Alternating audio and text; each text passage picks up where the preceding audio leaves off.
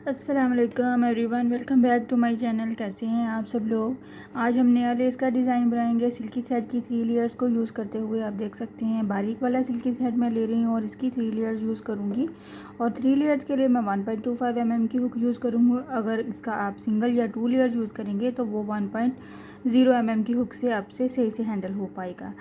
तो आज का डिज़ाइन बहुत ही इजी है, जिसमें हमें किसी किस्म की बेस रो की ज़रूरत तो नहीं है। बट अगर आप बिगनर्स हैं और अगर आपको डिस्टेंस लेने में कुछ मुश्किल होती है तो आप पहले 1 chain plus single crochet, 2 chain plus single crochet से बेस रो बना सकते हैं। और इसी डिज़ाइन को आप इजीली कॉटन थ्रेड से बना सकते हैं, पैराशूट के थ्रेड से बना सकते हैं और अपने वूल के पैटर्न्स, वूल के स्वेटर पे या वूल की शॉल पे भी बना सकते हैं। बहुत ही आसान है। चलिए स्टार्ट करते हैं हम अपना आज का डिज़ाइन 3 लेयर्स लेते हुए अपनी सिल्की थ्रेड की। तो काइंडली जिन लोगों ने अभी अभी ट्यून किया है मेरा चैनल सब्सक्राइब कर दीजिए, लाइक कमेंट और शेयर भी किया कीजिए। और मुझसे कमेंट बॉक्स में आके मुझसे शेयर किया कीजिए कि आपसे डिज़ाइन कैसा बना। किसी किस्म की कोई मुश्किल हो तो आप इजीली मुझसे क्वेश्चन कर सकते हैं। सबसे पहले हमने बनाने के लिए अपना डिज़ाइन स्लिप नॉट ले लिया है और इस स्लिप नॉट को हम अटैच कर देंगे। जहाँ पे भी आपने अपना डिज़ाइन बनाना है वहाँ पे अपने फैब्रिक पे सिंगल क्रोशे की हेल्प से कुछ इस तरह से सिंगल क्रोशे ले लिया हमने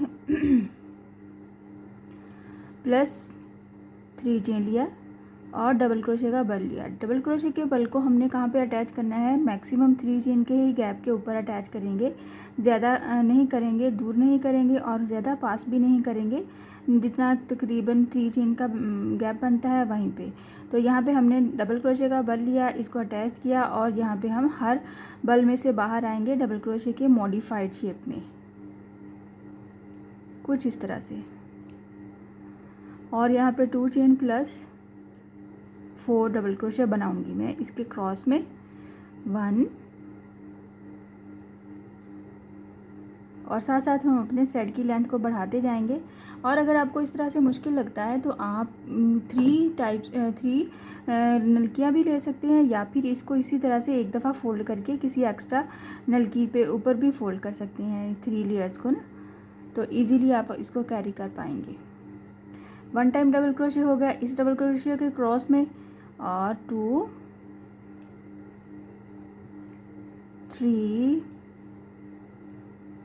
एंड 4 डबल क्रोशे हो गया प्लस 2 चेन। तो हम इसको अटैच कर देंगे इसके अपने ही डिस्टेंस पे कुछ इस तरह से, जो कि तकरीबन मैक्सिमम 3 चेन का ही डिस्टेंस बनता है, जो कि हमने फर्स्ट पे लिया था। डिस्टेंस आपने एक जैसा ही लेना है। और अगर आपको डिस्टेंस में लेने में मुश्किल होती है तो आप मार्कर से मार्क भी कर सकते हैं या फिर बेस रो भी बना सकते हैं। इस तरह से हमने क्या किया है, इसको हम क्या करेंगे, फिर से 3 चेन लेंगे 1 2 एंड 3 चेन के साथ ही हम इसको डबल क्रोशे कर देंगे सेम डिस्टेंस पे। हर बल में से हमें बाहर आना है और इसको मॉडिफाइड शेप देनी है डबल क्रोशे को। और यहाँ पे हमारा ये फर्स्ट स्टेप कंप्लीट हो जाता है। तो यहाँ पे 6 चेन ले लेनी है हमने 1 2 3 4 5 एंड 6 चेन को हमने बैक पे जाके ये जो हमने वेरी फर्स्ट स्टेप पे हमने 2 चेन बनाई थी इसके एज पे अटैच कर देना है बैक साइड से सिंगल क्रोशे की हेल्प से। और फिर वापस आ जाना है हमने फ्रंट पे और हमारे पास कुछ इस तरह से ये गैप बन जाएगा। और इस गैप में हमें 4 single crochet plus 4 single crochet बनाना है with 1 picot. 1 single crochet 2 3 and 4। जब 4th सिंगल क्रोशे बन जाएगा उसके एज पे हम 3 चेन का पीकॉट बना लेंगे कुछ इस तरह से सिंगल क्रोशे करते हुए। और फिर से बाकी के पार्ट में हम 4 टाइम सिंगल क्रोशे बनाएंगे 1 2 3 एंड 4। कुछ इस तरह से ये हमारे डिज़ाइन का सेंटर पार्ट बनता है।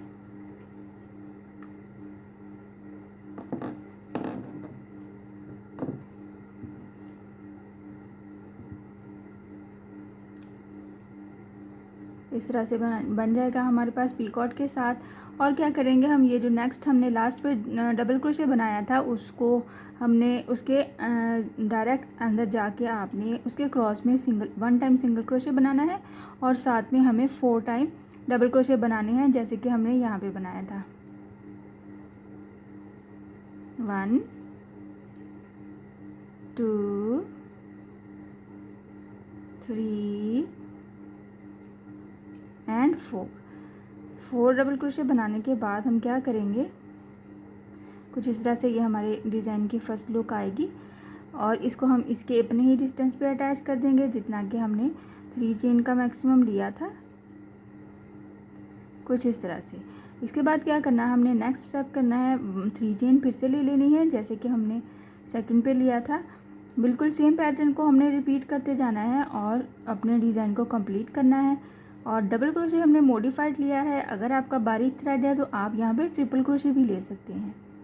6 चेन ले लेनी है, 1 2 3 4 5 6 चेन को हम बैक साइड पे जाके ये जो हमारा पीछे वाला पैटर्न बनता है 4 डबल क्रोशे वाला, उसके एज पे हम सिंगल क्रोशे कर देंगे और फिर फ्रंट पे वापस आ जाएंगे और हमारे पास ये कुछ इस तरह से 6 चेन का गैप बन जाएगा जिसमें हम सेम ये वाला पैटर्न रिपीट करेंगे। 4 time single crochet, 1 2 3 and 4 single crochet plus picot, 1 2 3 and 4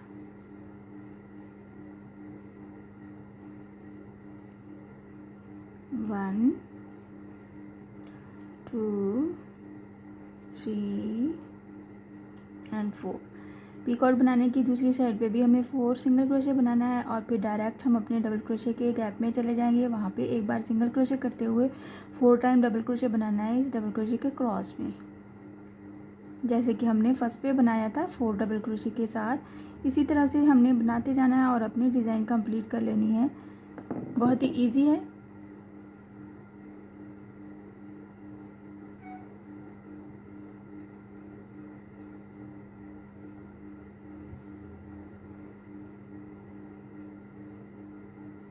single crochet करना है और इसके साथ ही 4 डबल क्रोशे बनाना है, 1 डबल क्रोशे,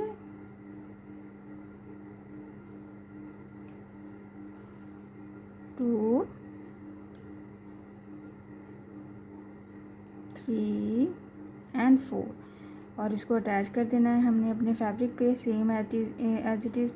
इसके अपने ही डिस्टेंस पे, किसी किस्म का कोई हमने डिस्टेंस नहीं लेना। कुछ इस तरह से कि हमारा डिज़ाइन बन के आएगा।